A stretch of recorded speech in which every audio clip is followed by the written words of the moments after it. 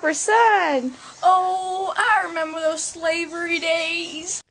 Amari was happy and free, living in her African teepee, soon to be married to Bessa. They love each other very much, yes. Here comes the whites, let's throw a party. They roll out their guns, everyone starts to run. Bam! There goes the fam. Oh, walking to the boat, all chained up from their ankles to their throat. Amari's now on the slave boat, she doesn't even know how it's able to float. So what happens on the boat is that they're all chained up really tight. The men are below the deck on shelves and defecate on each other. The girls are allowed to come on the deck, but they are still chained up, and then they get raped and whipped. Amari meets Afi when they're in a holding cell back in Africa. Afi helps her stay alive by encouraging her and giving her hope throughout the journey. Afi is helping her to stay strong by teaching her what's right and what's wrong, helping her with the will to live by giving her all she can give. It's the easiest 1, 2, 3. 3 months later.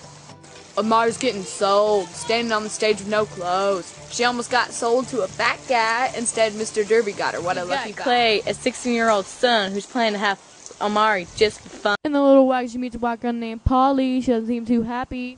Arriving at the plantation, they have a whole lot of work ahead of them. What a devastation. Polly is a little white girl about 15. She's an indentured servant, and she has to pay off 14 years of working to cover for her parents who died from a disease. She is given the job to look after Amari and teach her English. Polly is semi-racist. She views the blacks as stupid and savage. She starts to warm up to them, though, and becomes Amari's friend.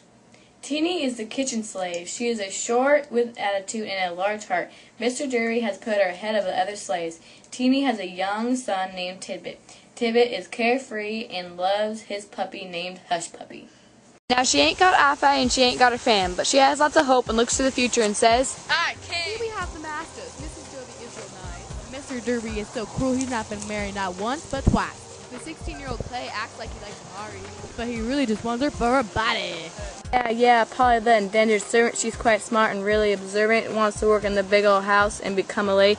She wants to help Mrs. Derby deliver that baby. Oh yes, we forgot to mention that she's pregnant and Mr. Derby's quite expectant. Whoa, out pops the baby, looking healthy, give it a smack. Oh Lord, the child is black. It's like a twisted love story, and Mrs. Derby loves her slave Noah. This ain't that regulatory. Amari, Polly, and Teeny try to lie and say that the baby was a stillborn. Unfortunately for Mrs. Derby, Mr. Derby found out real quick, and what happens next makes me real sick. Boom, boom, kills the slave father Noah. Ain't that wild? Boom, boom, kills a newborn child. Okay, Polly, Amari, and Tidbit are being sold for ignorance and lying to Mr. Derby about the black baby. Teeny has to stay and have her precious baby be sold away from her as a punishment. The doctor who came and looked at the baby is told to sell the slaves on his way home. On the way, the doctor is very kind and lets them escape. Woo! And a chance at freedom. Baby running through the forest. They're running now, the stars are bright. Baby running to find freedom, yes they are. They find a white guy, Nathan. Polly takes a liking. He helps them find their way. They find Fat Fiona the next day. So Fiona gave them a wagon and an old horse, so now they can cover much more time. They are headed to Fort Mose. It's in a Spanish territory, and if they get there, they are free. Bessa has been beaten beyond the point of return. He no longer loves Amari and won't run away with her. Gosh. The old horse helps them cross the river. They come up Fort Mose and meet a lady who's a giver.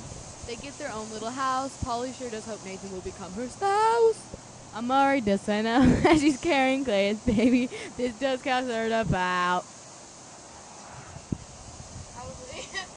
If it's a young boy, it'll be Freeman. If it's a young girl, it'll be... Oh my. Okay, now stop. Now, you heard our story, but we did not add every detail, so why don't you head down to the local library and get yourself a Copper Sun? Now that sounds swell. Ha! Now most of you won't do that, but if you want a good book, this one's got my back.